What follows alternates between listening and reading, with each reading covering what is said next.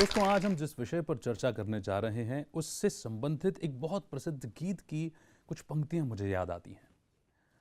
रामचंद्र कह गए सिया से, ऐसा कलयुग आएगा, हंस चुगेगा दाना गुण का, कौआ मोती खाएगा। यहां दोस्तों, आज चारों ओर कलयुग अपनी चरम सीमा पर प्रतीत नजर आता है।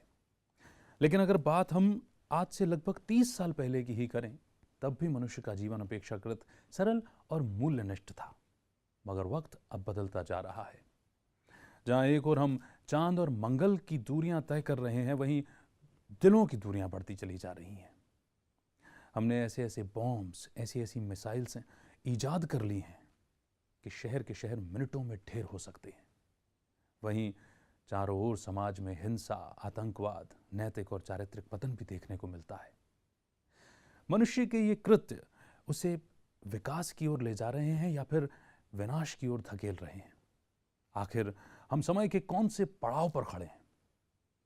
इन्हीं सब प्रश्नों पर चर्चा करने के लिए एक बार फिर आमंत्रित करते हैं वरिष्ठ राजयोग शिक्षिका, राजयोगिनी ब्रह्मा कुमारी उषा दीदी जी।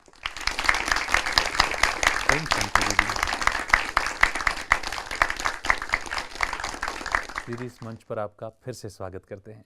Thank you. दीदी, चारों ओर जब हम देखते हैं तो झूठ और पापाचार का वातावरण देखने को मिलता है, नैतिक और चारित्रिक पतन देखने को मिलते हैं। ऐसे में ब्रह्मा कुमारी संस्था कहती है कि स्वर्णिम दुनिया आने वाली है, नई दुनिया आने वाली है। कल्पना सा लगता है, इसके पीछे क्या सच्चाई है? ये तो जरूर है कि झूठ और पापाचार की दुनिया है ये, और बहुत अच्छी तरह से आपने भी ये स्पष्ट किया कि कलयुग के अंतिम समय के लक्षण क्या क्या होंगे।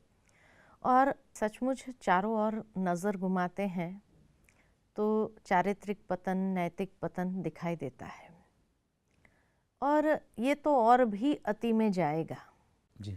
लेकिन यही लक्षण स्पष्ट करता है कि जब कोई चीज़ अति में जाती है तो वहाँ से फिर एक रिवर्स, वापस सतयुग की ओर जाने का समय आ जाता है। जिस तरह अगर मैं एक उदाहरण दूं कि दिन और रात का चक्र है। हाँ जी। सुबह, दोपहर, शाम, रात्रि, घोर अंधेरी रात है, अमावस्या की रात है जी। लेकिन अमावस्या की रात भी सुनहरी सुबह में अपने आप परिवर्तित होती है।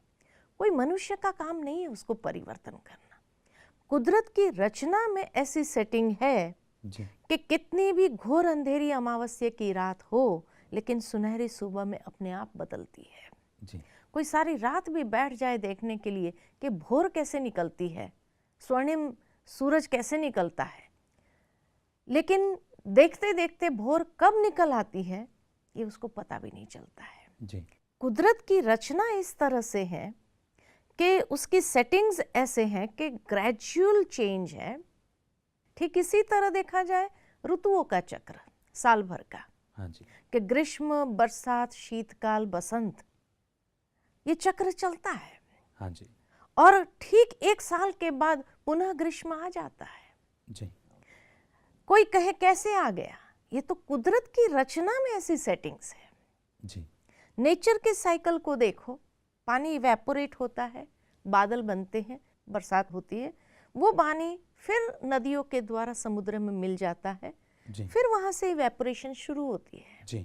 यानी ये एक कंटिन्यूअस प्रोसेस है। ठीक इसी प्रकार इस काल चक्र में भी, ये भी कुदरत की ही रचना है, तो ये काल चक्र में भी सतयुग, त्रेतायुग, द्वापर युग, कलयुग, जी। घोर पापाचार का युग, लेकिन धीरे धीरे परिवर्तन होता जाएगा और अति में जाकर के फिर सुनहरी सुबह की और उसकी गति आगे बढ़ेगी।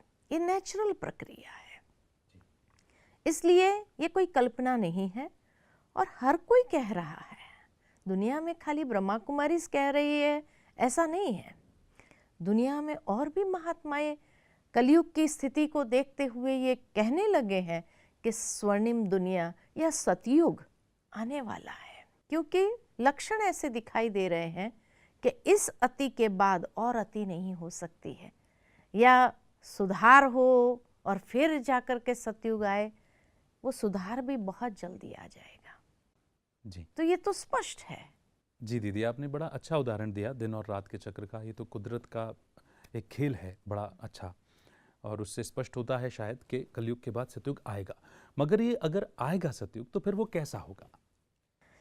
ऐसा है कि कलयुग का ये नहीं है कि यहाँ समाप्त हुआ और यहाँ से नई दुनिया शुरू हुई।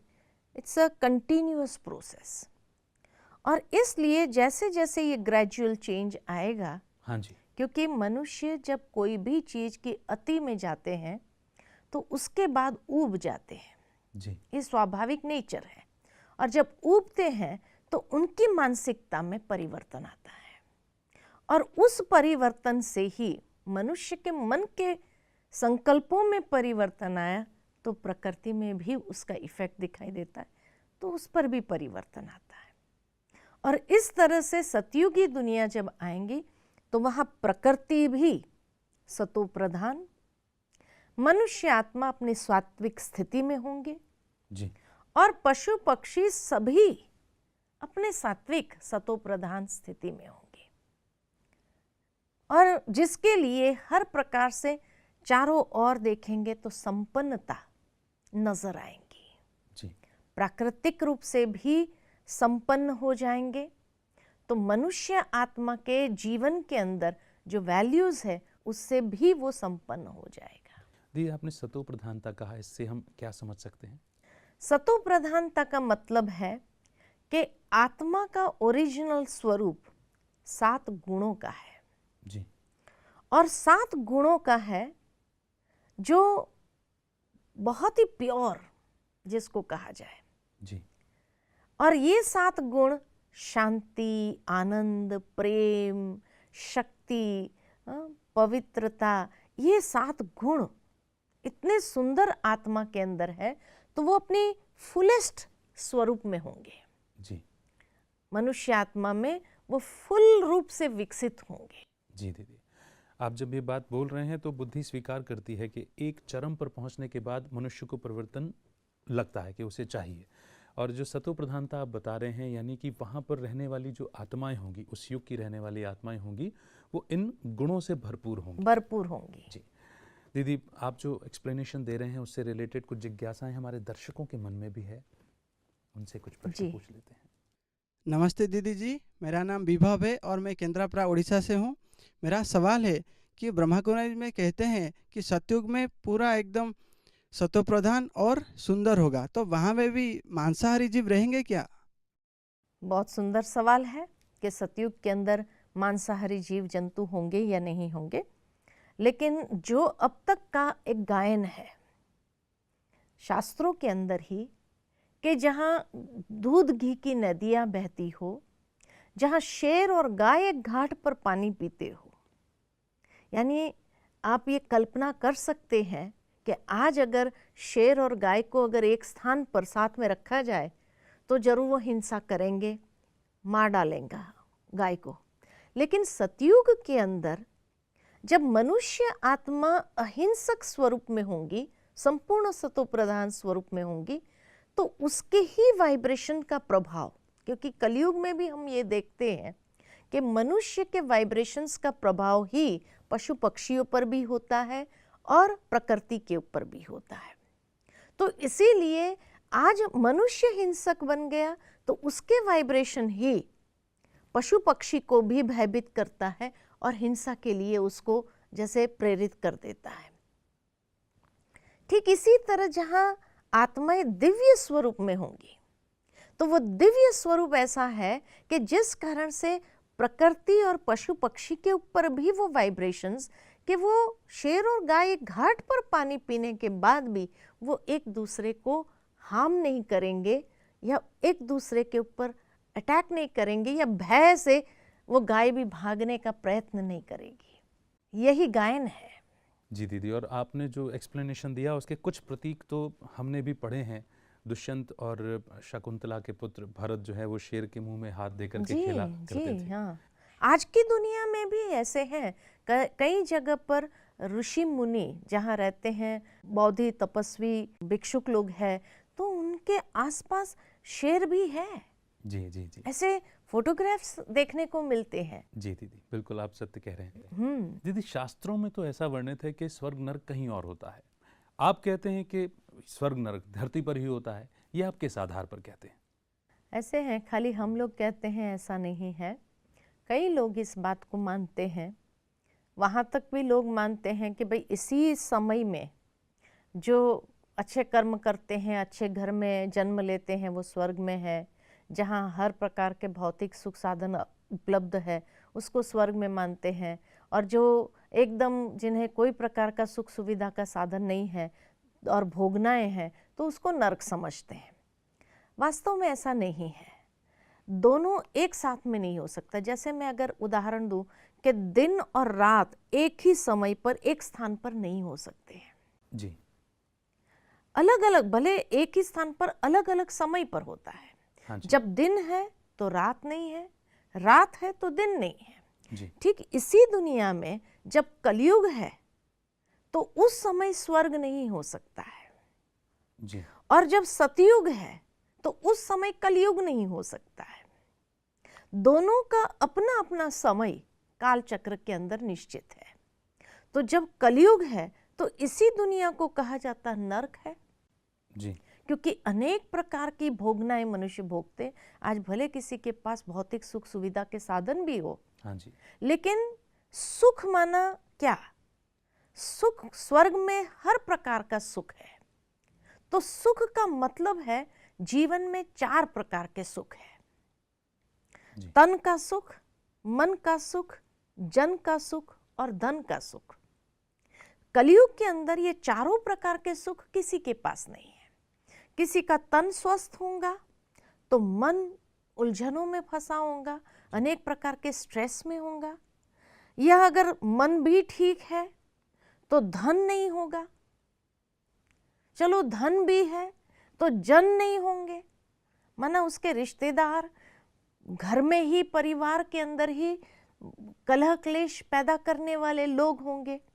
तो चारों प्रकार का सुख जहां नहीं है उसी को नरक कहा जाता है। कि मनुष्य जीवन में मान लो कि 3 प्रकार के सुख हो तो भी चौथे प्रकार का सुख न होने कारण भी उसको दुख की ही अनुभूति होगी। तो नरक माना जहां दुख की ही फीलिंग। लेकिन आज तो मनुष्य को चारों प्रकार से दुख ही दुख है। जी, तन भी बीमार है, मन भी स्ट्रेस में है, धन अगर ज्यादा है तो भी इनकम टैक्स आदि की प्रॉब्लम्स आ जाती है, नहीं है तो भी स्ट्रेस है, जी, और जन तो कोई ठीक है ही नहीं। तो चारों प्रकार का दुख है। लेकिन सतयुग के अंदर चारों प्रकार के सुख है। जी, देवी देवताओं के मंदिर में जाओ, देवी देवताओं को इतना सुंदर सुडोल दिखाया हुआ है जी, कि दिखता है कि तन स्वस्थ है। हाँ जी, धन और आभूषण से तो इतना सजाते हैं कि धन तो कितना होगा ये समझ सकते हैं। जी, मन की रेखाएं या चेहरे की रेखाएं देखो, प्रसन्नता संतुष्टता से भरपूर है हाँ जी, ना।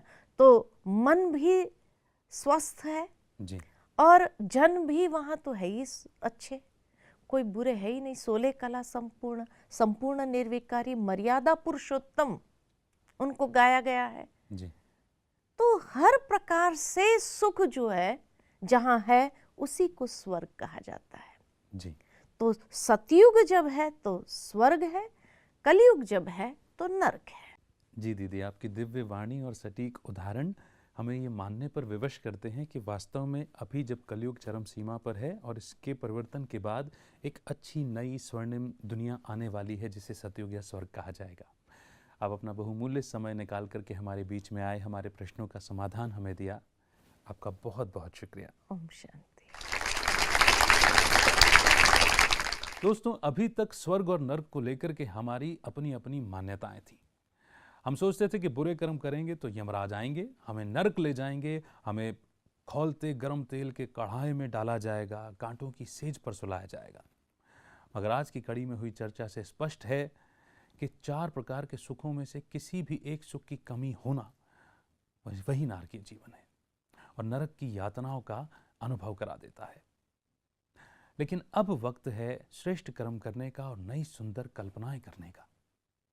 अगली कड़ी में कुछ नई जिज्ञासाओं के साथ आपके बीच में उपस्थित होंगे। तब तक के लिए दीजिए हमें इजाजत और विचरण कीजिए स्वर्ग की सुंदर दुनिया में। नमस्कार।